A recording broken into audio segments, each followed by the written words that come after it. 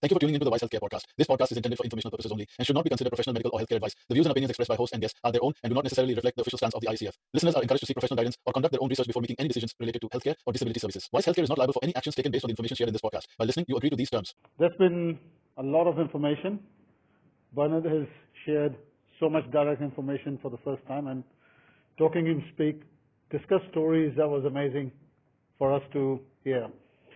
Let me call upon stage with us, James Loveday. Another person with a wealth of knowledge in the healthcare sector from a perspective that is completely thoughtful, beyond imagination, would I say? James. Hi, I'm James. As you can see, that's me with a longer beard when I looked a bit more homeless. Oh, cool. This is a button thing. Cool. I'm James. James Loveday. If you're on LinkedIn and you type in my name, if you are not my connection, someone that is your connection will 100% be my connection. Put your hands up if you've either seen me present before or seen a video. This lady here's got like a smile on her face, like, I want to hear him talk. So, what I want to talk about today is, once again, I'm a consultant, so don't hold it against me.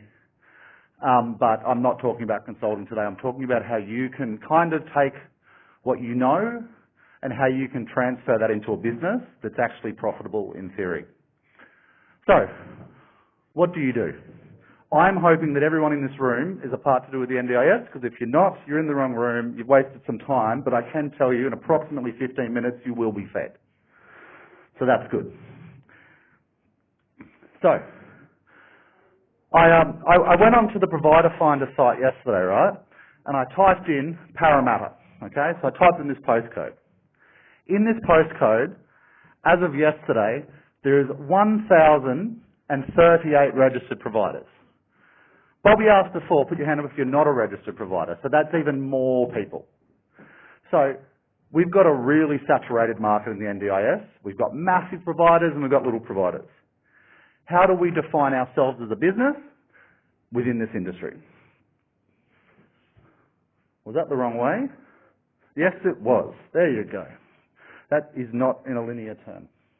Cool. So, I'm also on the autism spectrum, so I will just randomly say stuff. And it's like, I've been up since 4 o'clock this morning as well, so I'm also running on like, you know, and I've taken out the Energizer Bunny batteries and put in the no-frills one. So, NDIS. We all love the NDIS. And these are all service providers that I made on Canva, because we all love Canva in this industry. I didn't want to point any providers out individually. But basically, all these providers do the exactly same thing. They offer services under the NDIS. So let's look at another market that's pretty much the exact same thing. Telecommunications. Telstra is the NDIS. All of these providers are basically doing services on behalf of Telstra. All these providers are multi-million-dollar companies. Okay, actually, Telstra has way more providers. This is just what I could fit in a kind of picture. This one. So, how do you define yourself as a business? Let's go back to these organisations with Telstra. Okay? We've got a whole bunch of different ones. We've got Woolworths. Woolworths is your large-scale NDIS provider. Been in this industry a long time, everyone knows who they are, already got a customer base. Hey, we're going to do NDIS, we're going to add another service, people are going to follow them. They've already got that customer base. I'm guessing most people in this room are not Woolworths. I'm just guessing. Aldi Mobile, same concept as Woolworths, slightly cheaper. Exact same thing as Woolworths, exact same, captured market. Boost. Boost markets to young people. Their marketing strategy is, we are young, we are hip, people want to use us. And this one here, which is Tangerine, that Tangerine is an environmentally friendly platform. So in theory, for every dollar you spend, they plant a tree, okay? So they've really defined where they sit in a market. So how do you define yourself? All of those brands went, we want to resell Telstra products. But what they did is they said, what do we have inside of ourselves, or what do we have as an ethos, which is going to make people want to buy our product when it's a saturated market? So how do you define yourself? This is how you define yourself. Your story, what you bring to the NDIS industry, what makes you different, and what you do and what you don't do. So I'm going to now give a bit of my backstory as a human and understand why. So a bit of my backstory. I have been in the NDIS, working within the NDIS kind of frameworks since the rollout in North Queensland. I was in the first rollout site in Townsville. Did that rollout with a very large organisation, and then I've moved down to Victoria where I'm based now. And my sole focus, once I left doing direct service delivery, I still work in direct service delivery for one company, is to try to find innovative markets within sectors, but also to try to find the innovative way that individual businesses can hit a market. I also come from performing arts, and I used to build audiences, and I was a choreographer and all this other silly shit. But yeah, so my story. The reason that participants liked me and the reason that organisations want to hire me is not because of who I am now, it's because of the life experience I had as a person. So I grew up, my dad was in the military, we moved a lot. Because of that, the education sector really failed me in my early years. I also didn't learn to read or write till I was 13. So I was very heavily ridiculed by other kids. I'm quite social. But I was in special needs units in education. I then saw later on in my life, like say at the age of 20 in high school, I went to a mainstream version of a high school. At the age of 20, I managed one of my girlfriends from when she was 13, when we were 13. That's a massive conflict of interest. So the reason people are interested in me is that kind of stuff. The participants that I specialised in working with were participants from extremely low socioeconomic families, at extreme risk of violence, drug addiction, extreme mental health, psychosocial disorder. Now, I can say this, I can't say this in any other state because they don't get it, but the majority of my kind of teenage life, I lived in a town called Townsville, North Queensland, beautiful on the beach. When we went on school holidays, and this kind of gives you an understanding of where we sat in the food chain of life, when I went on school holidays, we would hop on a plane, we would fly to Sydney Airport, we would land, and we would go to this lovely little town called Claymore. Okay, yes. So I spent most of my school holidays in Claymore. People in Claymore don't even spend school holidays in Claymore. So I got to interact with a lot of different kinds of people. So when I worked with participants, I had an understanding. When I walked into a house and there were hoarders, or I walked into a house and there was a bit of drug paraphernalia, none of that fazed me, because to me, I was supporting the participant. Everything around them is something that's going to change over a period of time. And I think as providers, we need to look at what we know and why we're in the industry. So, what brought you to the industry? What brought me to the industry was the indifference in society that I was seeing. I was seeing people that I went to school with. I have a wife, I have a child. People I went to school with live in SDA housing. That's a massive thing to look at and go, well, hey, I got an opportunity. This person didn't. So how do we change that? There's other people that I've spoken. I spoke to some other people. Why did you enter this industry? Because we have a family member with a disability, and we saw the care that that person was being offered, and we went, we can do better. Okay. When I originally asked that service provider, what do you do? They said, we do call supports. Put your hand up if you do call supports. I'm expecting most of the room to go, hey, what's up? If you say, if someone goes, what do you do? And you say, look, and you change that to, oh, well, my background is in working with people with dementia, and I saw a bit of an injustice, so I wanted to do better for them. Instantly, you've been branded. They've gone, this company knows about dementia. These workers know about dementia. I worked with a child with brittle bone disorder. I don't use that often because then I'm going to get, when I talk about that, I'm going to get more referrals to participants that are high phys and stuff like that, and I really focus on mental health supports. Other reason people enter the industry, I call it the kind of, sorry. I've now got Buddha and Gandhi mixed up, and they're two totally different stories. But it's a real story around injustice. There's a lot of people enter this industry, and they are they've come from a totally different world to me, a totally different world. They've come from, for what I say to one of my best friends, I say he comes from private schoolboy. I come from we maybe went to school. Okay, so he comes from private schoolboy. He's also an NDIS service provider. When the reason he entered is because he had everything. He went to a private school. He had everything. He saw the most beautiful world. His dad is in politics, and everything was amazing for him.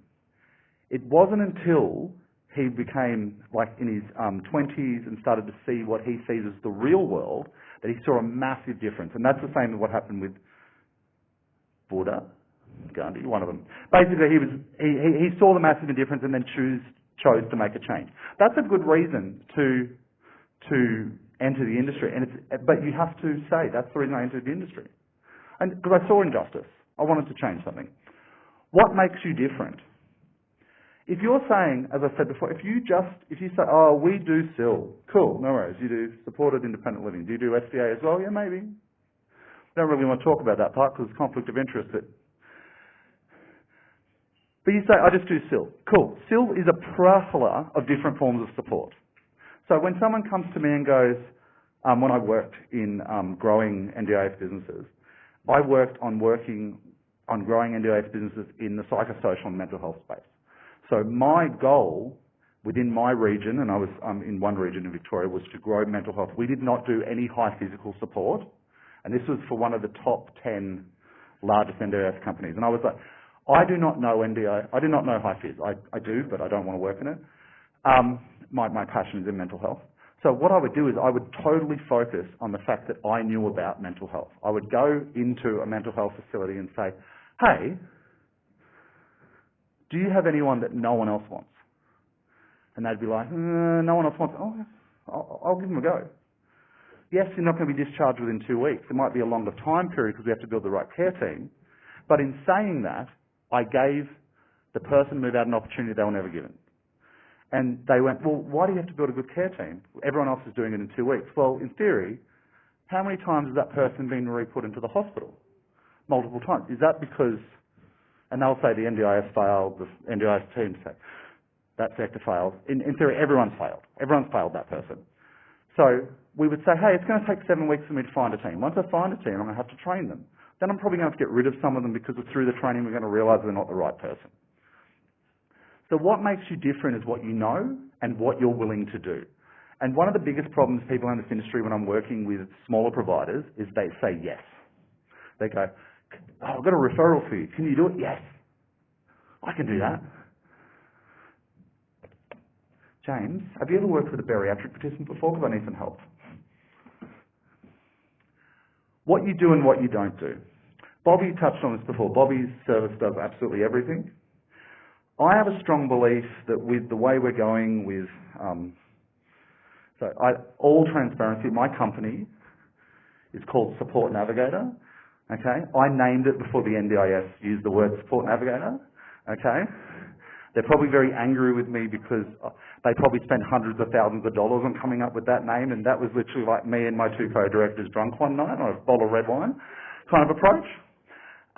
But what you do and what you don't do. If you're a smaller provider and we go to this market, you need to be known for doing what you do well. So most of the providers that fall over, they go, oh, I used to be a nurse. I worked, so I was a nurse. They might have been a nurse practitioner. They might have specialised in manual handling. They've come out, they've started a business around high physical supports. They might specialise in bariatric participants. And then someone comes along with mental health. They dilute what their brand is. They know that. And in diluting what their brand is, they then also have to hire people into their team that have an understanding of that. And if you don't have the finances to do that and you don't have the leverage to do that, It's a massive cost, and you might only have one participant that does it. So it's very, very good to focus on what you do, but also define what you don't do. If you don't know something and you turn around to a sports coordinator, and well, let's say not LACs because we won't go there, but turn around to a sports coordinator and say, oh yeah, thank you for the referral, but at this moment we do not have capacity to do that because of this, this and this. That support coordinator is going to be really respectful next time you go to them and go, hey, we have capacity to do this. We have capacity not to do this. If you just say yes all the time, it's going to fall over. So I just want you guys to know, I did this presentation in Melbourne, and none of the recording could be used because I went way too personal, and me and Bobby spent like 4 hours trying to edit something that could never be edited. So, your story, what you bring to the industry, it's probably spelt wrong because I'm also dyslexic, and this is like the 10th time I've used these slides, and is that actually spelt right, industry? Cool, no worries, I just picked it up, it's fine. Pardon? Well, blame it on whatever you want.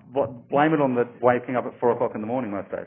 How do you make a difference? What do you do and what don't you do? Okay, so I have a strong belief in the way you perceive your history can define your future. And that's just as a person, that's not as a service provider. So I had a life that was pretty full on, I was ridiculed, I was bullied, I was all of that. I could have made a decision to follow other people in my family and not try to excel in something I was good at. You can do the same as a service provider. You can go, I work in Victoria, I work with a lot of service providers that are kind of first or second generation within Australia. And so I'll tell you about one of them. One of them was a Turkish lady. It came to me and she was registered, and she was like, I'm registered, I don't know what to do, I've spent all this money, my husband's angry with me, what do I do? And I said, cool, let's just have a coffee. And I said, what does your community need that my community doesn't understand? So, what do you mean? I said, what does your community need that I don't understand? So she was a Turkish woman that was also Muslim. And through that conversation, I said, what's the problem with some Muslim people working within this community, working within this industry? She said, the people that are fundamental have a real big problem because they have to pray. And it really, really affects their shifts, and affecting their shifts, it affects their work, and then they can't work, and then it affects family life balance. I was like, oh cool, that's easy to fix. She's like, what do you mean? I said, well, we just have to focus on that. I said, because from my perspective, if I'm a Muslim participant, and I don't pretend to know anything about anything, but I understand that there's rules that you need to follow.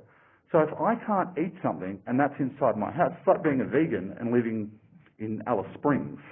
Like, come on, it doesn't kind of work. So what we ended up doing is we looked at 2 SDA houses in the same area where she was servicing. She already had a bunch of staff, she had no participants. And I said, so these SDA houses, you kind of walked in, the front room was like a second living area, then there was like a large scale just toilet for like if family members came over, so you didn't have to use private toilets and bathrooms in people's rooms, and then the main living area in the bedrooms. I was like, cool, so if we just say that you're just going to take Muslim participants, that's all you're going to take. And we change that toilet to have some other form of washing facility in it, can we turn that front room into a prayer room? Because everyone in that house is going to be doing that at the same time. She's like, oh, I never thought of that. I'd never thought of it because I'm not Muslim. We did the same thing in the Filipino community, the Vietnamese community. I had an investor, I've worked for a long period of time in SDA housing. I had an investor come to me and he, with all of his heart, wanted to leave a legacy for his community. That's all he wanted. I was like, why do you want to invest in this? I want to leave a legacy for my community. So I said, cool, what can we do to make you different? So once again, we had the conversation about what he had and what he knew that I didn't know. With this one, I kind of knew it because I love Vietnamese food, and I do know Vietnamese people. And he said, oh, we cook like this, we have this, we have this. So, long story short, when we built the house that he funded as the investor, in the kitchen, most SDAs have a 6-burner induction cooktop, okay? We put in a 4-burner with an induction wok. Cool. We then, in the outdoor area, the alfresco, or veranda, depending on what part of Australia you're in. That barbecue area, we put an induction 4-burner with a wok burner. Pretty simple. In the backyard, there's this amazing thing that they're exactly the same thing, just two different languages. One is a raised garden bed and one is a market garden. Exact same thing, just two different languages. So we put a raised garden bed in the backyard, and when we advertised that house, we advertised the house as having a wok burner, 2 wok burners, and a raised garden bed, which is a market garden. That region had only 7 participants for high fizz on the registry wanting housing. We had 30 referrals. The reason those 30 referrals is we actually invented a market, because none of that community was going to give up their kids. So, looking at your past, as every individual can define your future.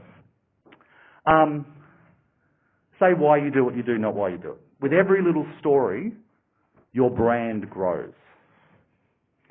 I just really like it because that's the only time I've been able to get an animation to work. I don't know how I did it, and I can never remove this slide. So, for all transparency, I'm joined to lots of different things. So, this is a QR code if you ever want to look me up. My phone number's there, my email address is there.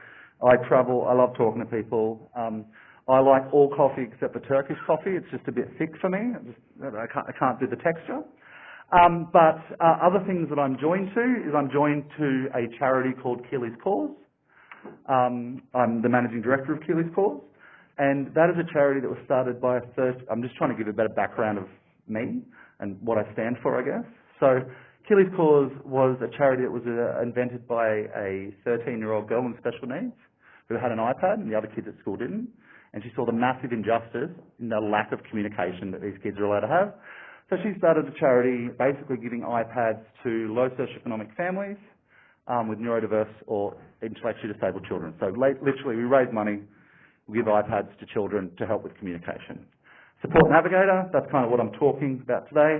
We focus on educating the sector. I do a lot of walking around, do a lot of panels, I do a lot of talking with people, I love talking.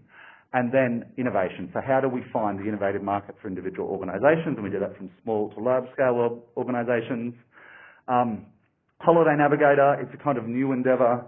I saw a whole bunch of people with disabilities lose their jobs post-COVID. Pre-COVID, they were working in the NDIS. They were extremely capable. They went home. They got really comfortable. And then when they had to go back to the office changed. They didn't have the reasonable and necessary kind of adaptations made for them, and so they kind of got subtly pushed out. People with mass amounts of knowledge, and also I've met a lot of people that have degenerative disabilities. So me and 2 of my business partners came up with Holiday Navigator. What it is like a platform. It's very, very new, so if you look it up, don't judge me.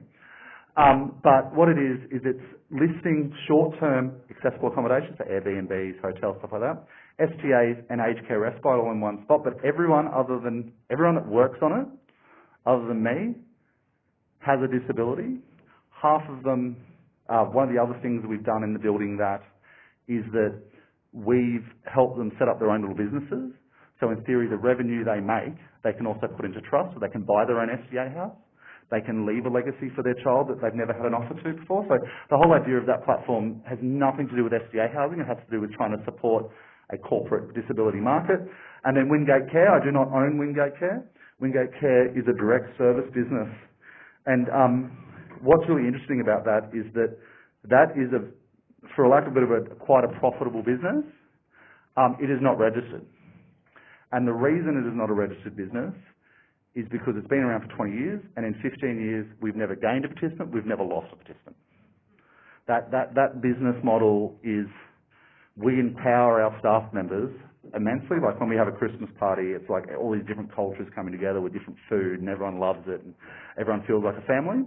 So, and we only support people in their own homes. We don't do SIL, we don't do SDA, anything like that. So that is me, that's what I'm talking about. I can see there's food over there. I haven't eaten since, well, I had a full Turkish lunch at midday, and it's now nearly 8 o'clock, so I'm due for food. I think everyone else is due for food. So if we all want to grab some food, if you want to ask me any questions, I will be wandering around. If you take a picture of that, you'll still be able to contact me. If I don't answer the phone, just send me a text, because I forget shit. So No worries. Lovely to meet you.